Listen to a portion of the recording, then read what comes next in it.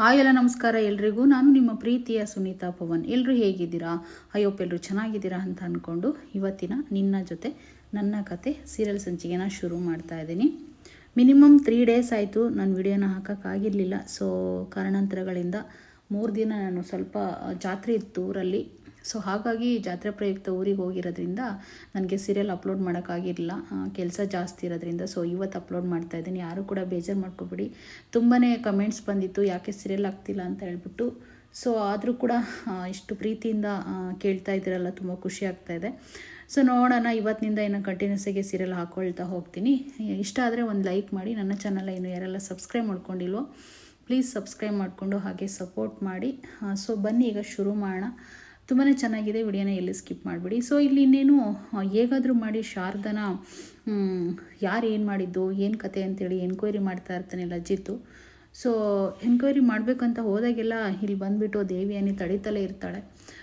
ನನಗೆ ಯಾಕೋ ಇವಾಗ ನೀನೇನು ಎನ್ಕ್ವೈರಿ ಮಾಡೋಕ್ಕೆ ಹೋದರೆ ಈ ಕೇಸಿನ ವಿಚಾರವಾಗಿ ಈಗ ನೀನು ಶಾರದನ ಬಂದು ಕೇಳಬೇಕಾಗುತ್ತೆ ಏನು ಕತೆ ಏನು ಅಂತ ಮಾತಾಡಿಸಿ ಒತ್ತಿ ಅವರು ಫಸ್ಟ್ ಆಫ್ ಆಲ್ ಹುಷಾರಿಲ್ದಿದ್ದ ಕಾರಣದಿಂದ ನೀನೇನಾದರೂ ಕೇಳೋಕ್ಕೋಗಿ ಅವರು ಮತ್ತೆ ಹುಷಾರಿಲ್ದಂಗಾಗಿ ಮತ್ತೆ ತುಂಬ ಪ್ರಾಬ್ಲಮ್ ಆಗುತ್ತೆ ಅಜಿತ್, ಬೇಡ ಅಂತ ಹೇಳ್ಬಿಟ್ಟು ದೇವಿಯಾನಿ ತಡೀತಾ ಇದ್ದಾಳೆ. ಸೊ ಇಲ್ಲಿ ಶ್ರವಣ್ ಕೂಡ ಹಾಗೆ ಒಪ್ಕೊಳ್ತಾನೆ. ಯಾಕೆಂದರೆ ಭೂಮಿಗೆ ಇಲ್ಲಿ ಬೇಕಾಗಿರೋದು ಒಂದೇ, ದೇವಿಯಾನಿಗೆ ಹೇಗಾದರೂ ಆಗಲಿ. ಸೊ ಈ ವಿಷಯ ಗೊತ್ತಾಗೋದು ಬೇಡ, ನಾನೇ ಅಲ್ವಾ ಆ ರೀತಿ ಮಾಡೋದನ್ನೋದು ಗೊತ್ತಾಗ್ಬಿಡುತ್ತೆ ಅಂತೇಳಿ ಈ ರೀತಿ ಹೇಳಿರ್ತಾರೆ.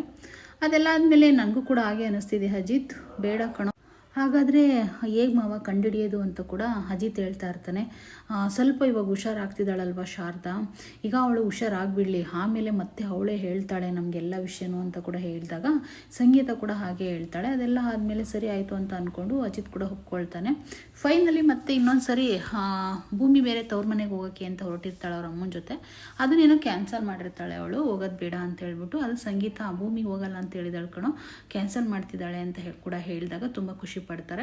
ಇನ್ನು ಅದೆಲ್ಲ ಆದಮೇಲೆ ಈಗ ಮತ್ತೆ ನಾವು ನಾಳೆ ಭೂಮಿ, ಹಾಗಾದರೆ ನಾವು ಹೋಲಿ ಹಬ್ಬನ ನಂದಿ ಬೆಟ್ಟದಲ್ಲಿ ಆಚರಣೆ ಮಾಡೋಣ ಅಂತ ಹೇಳ್ಬಿಟ್ಟು ಅಜಿತ್ ಹೇಳ್ತಾನೆ. ಮನೆಯವರೆಲ್ಲ ತುಂಬಾ ಖುಷಿ ಪಡ್ತಾರೆ. ಮವ ಶಾರದತ್ತೆಗೆ ನಂದಿ ಬೆಟ್ಟ ಅಂದರೆ ತುಂಬಾ ಇಷ್ಟ ಅಲ್ವಾ ಮವ, ಅಲ್ಲಿ ಕರ್ಕೊಂಡು ಹೋಗೋಣ, ಹಳೆ ನೆನಪುಗಳು ಬಂದರೂ ಬರ್ಬೋದು ಅಂತ ಹೇಳ್ಬಿಟ್ಟು ಅಜಿತ್ತು ಐಡಿಯಾ ಕೊಡ್ತಾನೆ.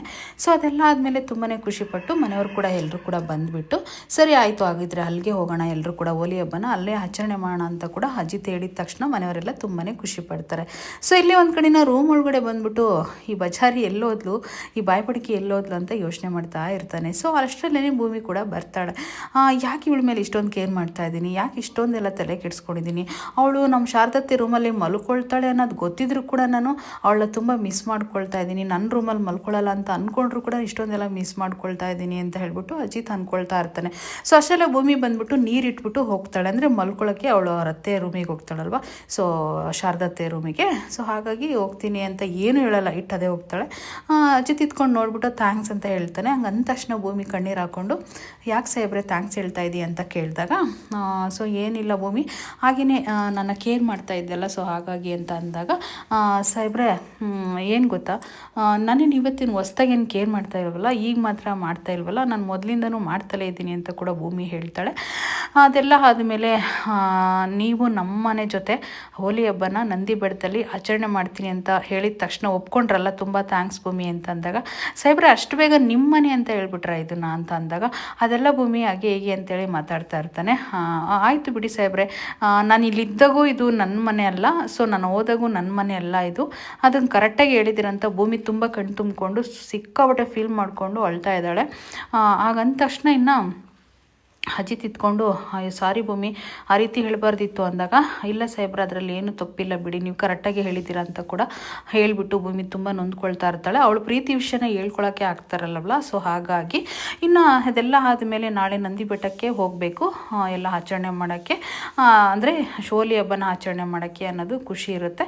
ಅದೆಲ್ಲ ಆದಮೇಲೆ ಅವರಿಬ್ಬರದು ಕಾಂಟ್ರಾಕ್ಟ್ ಮ್ಯಾರೇಜ್ ಬಗ್ಗೆ ಸ್ವಲ್ಪ ಮಾತಾಡ್ಕೊಂಡಿದ್ದಾದಮೇಲೆ ಸೊ ಇನ್ನೇನು ಸ್ವಲ್ಪ ದಿನಗಳ ಕಾಲದಲ್ಲೇ ನಮ್ಮ ಮನೆ ಬಿಟ್ಟು ಬೇರೆ ಹೋಗ್ತೀಯ ಭೂಮಿ ನೀನು, ಆದರೆ ಇದು ನಮ್ಮ ಮನೆಗೆ ಇದು ಕೊನೆ ಹಬ್ಬನೇ ಅಂತ ಅನಿಸುತ್ತೆ, ಹಾಗಾಗಿ ತುಂಬ ಫೀಲ್ ಆಗ್ತಿದೆ ಮನಸ್ಸಿಗೆ ಅಂತ ಕೂಡ ಅಜಿತ್ ಹೇಳ್ತಾನೆ. ಅದೆಲ್ಲ ಆದಮೇಲೆ ಭೂಮಿ ಅಂತೂ ತುಂಬ ಕಣ್ಣು ತುಂಬಿಕೊಂಡು ಸಿಕ್ಕಾಪಟ್ಟೆ ಹೇಳ್ತಾ ಇರ್ತಾಳೆ. ಒಂದು ಕಡೆ ಅವ್ನು ತಿರ್ಕೊಂಡಿರ್ತಾನೆ, ಒಂದು ಕಡೆ ಇವಳು ತಿರ್ಕೊಂಡಿರ್ತಾಳೆ, ಅವ್ರ ಮುಖ ಅವರೇ ನೋಡ್ಕೊಳಕ್ಕೆ ಆಗದಿದ್ದ ಪರಿಸ್ಥಿತಿಲಿ ಇರ್ತಾರೆ. ಇವನು ಈ ಕಡೆ ಮುಖ ನೋಡ್ಕೊಂಡು ಅಳ್ತಾ ಇರೋದು, ಅವಳು ಆ ಕಡೆ ಮುಖ ನೋಡ್ಕೊಂಡು ಅಳ್ತಾ ಇರೋದು. ಇದೇ ರೀತಿಯೇ ಅವರಿಬ್ಬರದು ಫೀಲಿಂಗ್ಸ್ ಆಗೋಗ್ಬಿಟ್ಟಿರುತ್ತೆ.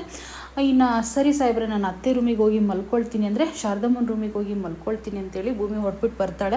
ಬಂದ ತಕ್ಷಣ ತುಂಬ ಮಿಸ್ ಮಾಡ್ಕೊಳ್ತಾನೆ ಅಜಿತ್ತು. ಅವಳಿಲ್ಲ ಅಂತಂದರೆ ನಿದ್ದೆನೇ ಬರೋಲ್ಲ ಅವನಿಗೆ. ಹಾಗಾಗಿ ಏನು ಮಾಡ್ಬೇಕನ್ನೋದೇ ಗೊತ್ತಾಗ್ದ, ಆದರೂ ಕೂಡ ಫೀಲ್ ಮಾಡಿಕೊಂಡು ಕಣ್ಣೀರು ಒರೆಸ್ಕೊಂಡು ಸುಮ್ಮನೆ ಅವ್ರ ಪಾಡಿಗೆ ಅವರು ಮಲ್ಕೊಳ್ತಾರೆ. ಇನ್ನು ನೆಕ್ಸ್ಟ್ ಡೇ ಇನ್ನೇನು ಹೋಲಿ ಹಬ್ಬ ಮಾಡೋಕ್ಕೆ ಹೋಗ್ಬೇಕಲ್ವಾ, ಆವಾಗ ಇನ್ನೇನು ಎಲ್ಲರೂ ಕೂಡ ಕಾರಲ್ಲಿ ನಂದಿಪೇಟೆಗೆ ಬರ್ತಾ ಇದ್ದಾರೆ. ತುಂಬ ಚೆನ್ನಾಗಿರುತ್ತೆ. ಎಲ್ಲಿ ವಿಡಿಯೋನ ಸ್ಕಿಪ್ ಮಾಡಬೇಡಿ, ಕೊನೆವರೆಗೂ ನೋಡಿ ಅಂತ ಹೇಳ್ತೀನಿ. ಇನ್ನೇನು ಇಲ್ಲೆಲ್ಲ ಬಂದ್ಬಿಟ್ಟು ನಂದಿ ಹಬ್ಬಕ್ಕೆ ಹೋಲಿ ಹಬ್ಬಕ್ಕೆ ಎಲ್ಲ ಕಲರ್ಸ್ಗಳೆಲ್ಲ ಅರೇಂಜ್ಮೆಂಟ್ ಮಾಡಿಬಿಟ್ಟಿರ್ತಾರೆ. ಸೊಕ್ಕದಾಗಿರುತ್ತೆ. ಇನ್ನು ಒಳ್ಳೆ ಒಂದು ಎಂಟರ್ಟೈನ್ಮೆಂಟ್ ಅಂತಲೇ ಹೇಳ್ಬೋದು. ಒಂದು ಚೆನ್ನಾಗಿರುತ್ತೆ. ಎಲ್ಲರೂ ಕೂಡ ತುಂಬ ಎಂಜಾಯ್ ಮಾಡ್ತಾ ಇರ್ತಾರೆ. ಎಂಜಾಯ್ ಮಾಡಬೇಕಾದಾಗ ಎಲ್ಲ ವೈಟ್ ಬಟ್ಟೆಗಳು ಹಾಕ್ಕೊಂಡು ಅಜಿತ್ ಮಾತ್ರ ಒಂದು ಫೋನ್ ನೋಡ್ಕೊಂಡು ಕೂತಿರ್ತಾನೆ. ಅವರೆಲ್ಲ ತುಂಬ ಚೆನ್ನಾಗಿ ಎಂಜಾಯ್ ಮಾಡಬೇಕಾದಾಗ ಇವನು ಫೋನ್ ನೋಡ್ಕೊಂಡು ಕೂತಿರ್ತಾನೆ. ಅವಾಗಿನ ಮನೆಯವರೆಲ್ಲನ ಖುಷಿಯಿಂದ ಮಾತಾಡಬೇಕಾದಾಗ ಇಲ್ಲಿ ರಾಮಣ್ಣ ಏನಂತಾರೆ ಅಂದರೆ, ನಾನು ಈ ಹೋಲಿ ಹಬ್ಬಕ್ಕೆ ನಾವು ಹೇಗಿದ್ರು ಸರಾಯಿನ ರೆಡಿ ಮಾಡ್ತೀವಲ್ವಾ, ಅದನ್ನು ರೆಡಿ ಮಾಡೋಕೆ ಹೋಗ್ತಾ ಇದ್ದೀನಿ, ಎಲ್ಲರೂ ಕೂಡ ಸ್ವಲ್ಪ ಸರಾಯಿನ ಕುಡಿಯೋಣ ಅಂತೇಳಿ ಮಾತಾಡ್ತಾ ಇರ್ತಾರೆ. ಅಯ್ಯೋ ರೀ ನಿಮ್ದೇನು ರೀ ಇಲ್ಲೂ ಕೂಡ ಅಂತ ಹೇಳ್ಬಿಟ್ಟು ಸಂಗೀತ ಹೇಳಿದಾಗ, ಅದೆಲ್ಲ ಇರಬೇಕು ಸುಮ್ಮನಿರೇ ಫ್ಯಾಮಿಲಿ ಮಧ್ಯದಲ್ಲಿ ಅಂತ ಕೂಡ ರಾಮಣ್ಣ ಹೇಳಿಬಿಟ್ಟು ಹೋಗ್ತಾರೆ. ಹೋದ ತಕ್ಷಣ ಅಯ್ಯೋ ತಲೆನೋವಪ್ಪ ಇವ್ರದ್ದು, ಎಷ್ಟು ಹೇಳಿದ್ರು ಕೇಳೋದೇ ಇಲ್ಲ ಅಂತೇಳಿ ಸಂಗೀತ ಹೇಳ್ತಾಳೆ. ಅದೆಲ್ಲ ಆದಮೇಲೆ ಅಜಿತನ್ನ ಸಕ್ಕದಾಗಿ ಬೈದ್ಬಿಡ್ತಾಳೆ. ಅಜಿತ್ ಎಲ್ಲಿ ಬಂದರೂ ಕೂಡ ನಿಂದು ಮೊಬೈಲ್ ಬಿಡೋದಿಲ್ವಲ್ಲೋ ನೀನು, ನಿನ್ನ ಕೆಲಸ ನಿನ್ನ ಪೊಲೀಸ್ ಕೆಲಸ ಎಲ್ಲ ಮನೇಲಿ ಇಟ್ಕೊಳ್ಳೋ ಅಜಿತ್, ಯಾವಾಗೂ ನಮ್ಮ ಫ್ಯಾಮಿಲಿ ಜೊತೆ ಬಂದಮೇಲೆ ಫ್ಯಾಮಿಲಿ ಜೊತೆಗೆ ಚೆನ್ನಾಗಿರಬೇಕು ಅಂತ ಅಮ್ಮ ಬೈದಾಗ, ಅಮ್ಮ ಇಂಪಾರ್ಟೆಂಟ್ ಕಾಲ್ಸ್ ಅಮ್ಮ ಒಂದು, ಹಾಗಾಗಿ ನಾನು ಇದನ್ನು ಒಂದು ಮೇಲ್ ಬಂದಿತ್ತು ಅದನ್ನು ನಾನು ಸರಿ ಮಾಡಿ ಕಳಿಸ್ಲೇಬೇಕು ಈಗಲೇ ಅಂತೇಳಿ ಅಜಿತ್ ಹೇಳ್ತಾನೆ. ಸೊ ಅದೆಲ್ಲ ಆದಮೇಲೆ ಇನ್ನು ಇಲ್ಲಿ ಭೂಮಿ ಶಾರದಮ್ಮನಿಗೆ ಮೆಡಿಷನ್ ಕೊಡಬೇಕು ಟೈಮಿಂಗ್ ಸರಿಯಾಗಿ ಅಂತ ಹೇಳ್ಬಿಟ್ಟು ಮೆಡಿಷನ್ ಕೊಡೋಕ್ಕೆ ಅಂತೇಳಿ ಕಾರ್ ಹತ್ರ ಮೆಡಿಷನ್ ಐತೆ ಅಂತೇಳಿ ತೊಗೊಳಕ್ಕೆ ಬರ್ತಾ ಇರ್ತಾಳೆ. ಅಲ್ಲಿ ಸತ್ಯಣ್ಣ ಇದ್ಕೊಂಡು ಭೂಮಿ ಭೂಮಿ ಭೂಮಿ ಅಂತೇಳಿ ಮಾತಾಡಿಸ್ಕೊಂಡು ಬರ್ತಲೇ ಇರ್ತಾನೆ. ಆದರೆ ಭೂಮಿ ಮಾತಾಡ್ಸಲ್ಲ. ಯಾಕೆ ಭೂಮಿ ನಾನು ಎಷ್ಟೇ ಮಾತಾಡಿದ್ರು ಕೂಡ ನನ್ನ ತುಂಬ ಅವಾಯ್ಡ್ ಮಾಡ್ತಿದ್ದೀಯ ಅಂತ ಕೂಡ ಹೇಳಿದಾಗ ಭೂಮಿ ಇದ್ಕೊಂಡು ನೀನು ಯಾರು ಅಂತೇಳಿ ಕೇಳಿಬಿಡ್ತಾಳೆ. ಹಂಗೆ ಕೇಳಿದ ತಕ್ಷಣ ತುಂಬ ಬೇಜಾರಾಗ್ಬಿಡತ್ತೆ ಯಾರಿಗೆ, ಸತ್ಯಣ್ಣಂಗೆ. ಯಾಕಮ್ಮ ಈ ರೀತಿ ಕೇಳ್ತಾ ಇದೀಯ ನನ್ನ ಅಂತ ಕೂಡ ಇಲ್ಲಿ ಸತ್ಯಣ್ಣ ಕೇಳ್ತಾನೆ. ಅಲ್ಲ ನೀನು ಯಾರಂತ ನಂಗೆ ಗೊತ್ತಾಗಲಿಲ್ಲ ಅಂತೇಳಿ ಭೂಮಿ ಹೇಳ್ತಾಳೆ. ನೀನು ನಂಗೆ ಅಂದ ತಕ್ಷಣ ತುಂಬ ಫೀಲ್ ಮಾಡಿಕೊಂಡು, ಅಲ್ಲ ಭೂಮಿ ಅದೇನಾಯಿತು ಗೊತ್ತಾ ಅಂತ ಅಂದಾಗ, ಅಲ್ಲ ಸತ್ಯಣ್ಣ ನಿನ್ನ ತಂಗಿಗೆ ಇದೇ ಪರಿಸ್ಥಿತಿ ಬಂದಿದ್ರೆ ನೀನೇನು ಮಾಡ್ತಿದ್ದೆ ಹೇಳಿ ಸತ್ಯಣ್ಣ ಅಂತ ಕೂಡ ಭೂಮಿ ಕೇಳಿದಾಗ, ಇದೇನು ಭೂಮಿ ಈ ರೀತಿ ಕೇಳ್ತಾ ಇದೆಯಾ ಅಂತ ಸತ್ಯಣ್ಣಗೆ ತುಂಬ ಬೇಜಾರಾಗ್ತಿರುತ್ತೆ. ನೋಡು ಸತ್ಯಣ್ಣ ಒಂದು ಸತ್ಯ ಹೇಳು ನನಗೆ, ಯಾಕೆ ಈ ರೀತಿ ಮಾಡ್ತಾ ಇದ್ದೀರಾ, ಯಾಕೆ ಈ ರೀತಿ ಆಗ್ತಾ ಇದೆ ಅಂತ ಹೇಳ್ಬಿಟ್ಟು ನನಗೊಂದು ಸತ್ಯ ಹೇಳು ಅಂತ ಹೇಳಿ ಕೇಳ್ತಾಳೆ. ಅವನು ಏನು ಹೇಳ್ದಿದ್ದ ಪರಿಸ್ಥಿತಿಗೆ ಇರ್ತಾನೆ. ಯಾಕೆಂದರೆ ಇತ್ತಾಗೆ ಅಜಿತ್ ಫ್ರೆಂಡು, ಅತ್ತಾಗೆ ತಂಗಿ ಸ್ಥಾನ ಅವಳಿಗೆ ಕೊಟ್ಟಿದ್ದಾನೆ. ಅವನು ಯಾರಿಗೆ ಏನು ಹೇಳಬೇಕು, ಅಜಿತ್ ನೋಡಿದ್ರೆ ಪ್ರೀತಿ ವಿಷಯನ ಹೇಳ್ಬೇಡ ಅಂತ ಕೂಡ ಹೇಳಿರ್ತಾನೆ. ಭೂಮಿ ಕೈಲಿ ನಾನು ಪ್ರೀತಿ ಮಾಡಿರೋ ವಿಷಯನ ನೀನು ಹೇಳ್ಬಾರ್ದು ಅಂತ ಹೇಳ್ಬಿಟ್ಟು. ಸೊ ಹಾಗಾಗಿ ಏನು ಮಾಡಬೇಕು ಅನ್ನೋದೇ ಗೊತ್ತಾಗದ ಪರಿಸ್ಥಿತಿ ಇಬ್ಬರು ಕೂಡ ಒದ್ದಾಡ್ತಾ ಇರ್ತಾರೆ.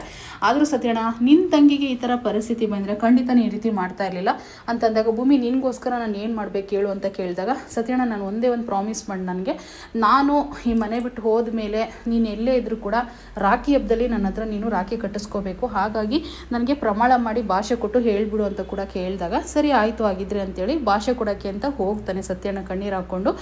ಆಯ್ತಮ್ಮ ಅಂತೇಳಿ ಕೈ ಮೇಲೆ ಕೈ ಹಾಕ್ಕೊಂಡು ಇಬ್ಬರು ಕೂಡ ಪ್ರಮಾಣ ಮಾಡ್ಕೊಳ್ತಾರೆ.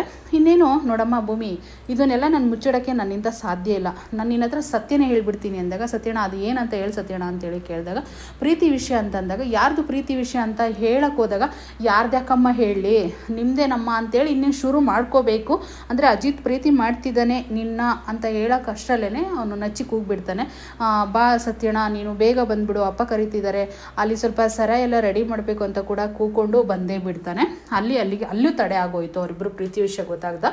ಇಲ್ಲಿ ಇನ್ನೊಂದು ಕಡೆ ದೇವ್ಯಾನಿ ಒಂದಿಷ್ಟು ಡೀಟೇಲ್ಸ್ಗಳನ್ನ ತಿಳ್ಕೊಂಡು ಹೇಳು ಅಂತ ಹೇಳಿಬಿಟ್ಟು ಭದ್ರಂಗೆ ಹೇಳಿರ್ತಾಳಲ್ವ. ಸೊ ಅವ್ನು ಫೋನ್ ಮಾಡ್ತಾನೆ, ಅವಳು ಯಾರು ಅಂತ ರಾಣ ಮಗಳು ಅಂತ ಕೂಡ ಹೇಳಿಬಿಟ್ಟೆ, ಆದರೆ ಅವಳು ಯಾವ ಉದ್ದೇಶಕ್ಕೆ ಮನೆ ಸೇರ್ಕೊಂಡಿದ್ದಾಳೆ, ಯಾವ ಉದ್ದೇಶಕ್ಕೆ ಈ ಮನೆ ಸೊಸೆ ಆಗಬೇಕಂತ ಅಂದ್ಕೊಂಡಿದ್ದಾಳೆ ಅಂತ ಎನ್ಕ್ವೈರಿ ಮಾಡಿರೋದನ್ನ ನೀನು ಮಾಡಿದೀಯ ಅಂತೇಳಿ ಕೇಳಿದಾಗ, ಮೇಡಮ್ ನಿಮಗೆ ವಾಟ್ಸಪ್ ಮಾಡಿದ್ದೀನಿ ನೀವು ನೋಡ್ಕೊಂಡಿಲ್ಲ ನೋಡಿ ಅಂತ ಕೂಡ ಭದ್ರೆ ಹೇಳಿಬಿಡ್ತಾನೆ.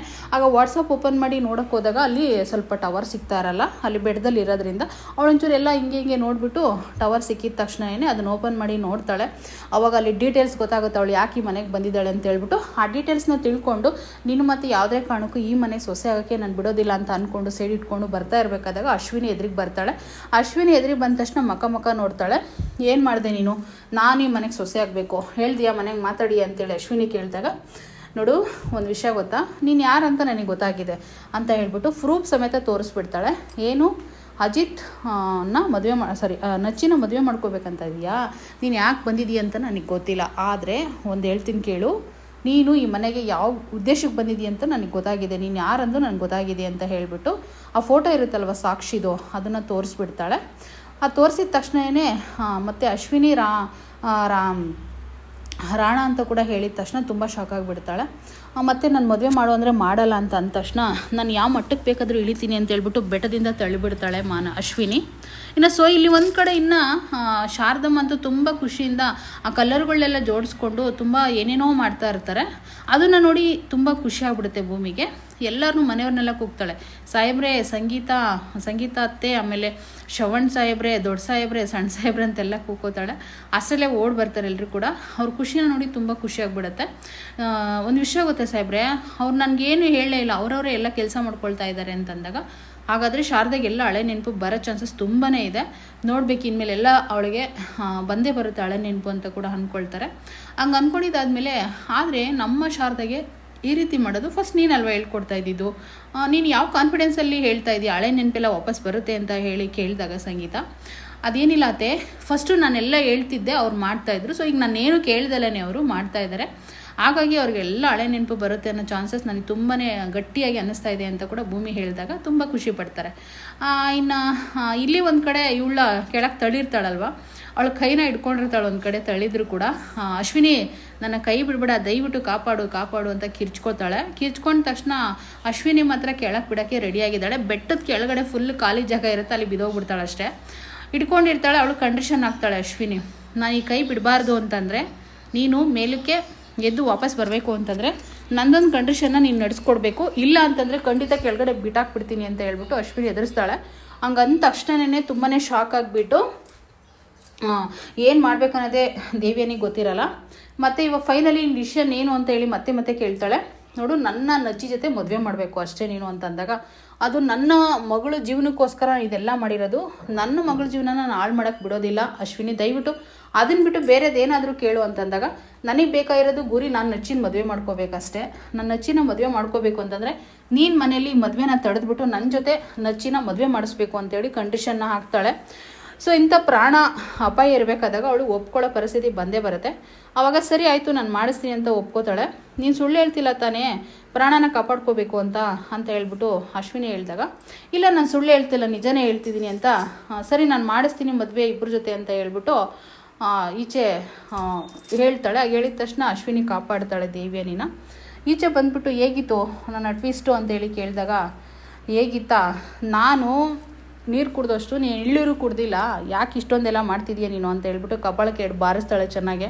ನನ್ನ ಹತ್ರನೇ ಚಾಲೆಂಜ್ ಮಾಡ್ತೀಯ ನೀನು, ಏನು ಮಾಡ್ತೀನಿ ನೋಡು ನಿನ್ನ ಅಂತ ಹೇಳ್ಬಿಟ್ಟು ತುಂಬಾ ಕೋಪದಲ್ಲಿ ದೇವಿಯನಿ ಒಂದು ಸಾಕ್ಷಿನ ತೋರಿಸ್ತಾಳೆ. ಆ ಸಾಕ್ಷಿ ಏನು ಕತೆ ಎತ್ತ, ಮತ್ತು ಇವರಿಬ್ರು ಒಂದಾಗ್ತಾರ, ಭೂಮಿನೂ ಅಜಿತು ಅವ್ರ ಕಾಂಟ್ರಾಕ್ಟ್ ಮ್ಯಾರೇಜ್ ಮುರಿದು ಬೀಳುತ್ತಾ, ಇಲ್ಲಾಂದರೆ ಇಲ್ಲೇ ಜೀವನ ಮಾಡ್ತಾಳೆ ಭೂಮಿ. ಸೊ ಅದನ್ನೆಲ್ಲ ನೋಡಬೇಕು ಅಂತಂದರೆ ನಾಳೆ ನೀವು ತಪ್ಪದಲ್ಲೇ ವಿಡಿಯೋನ ನೋಡಿ. ಈ ವಿಡಿಯೋ ಇಲ್ಲಿಗೆ ಎಂಡ್ ಮಾಡ್ತಾ ಇದ್ದೀನಿ. ಸೊ ನಾಳೆಯಿಂದ 8:30 ಇಂದ 9:30 ಒಳಗಡೆ ಈ ವಿಡಿಯೋನ ಅಪ್ಲೋಡ್ ಮಾಡ್ತೀನಿ. ಇಲ್ಲಿಗೆ ಎಂಡ್ ಮಾಡ್ತಾ ಇದ್ದೀನಿ. Thank you.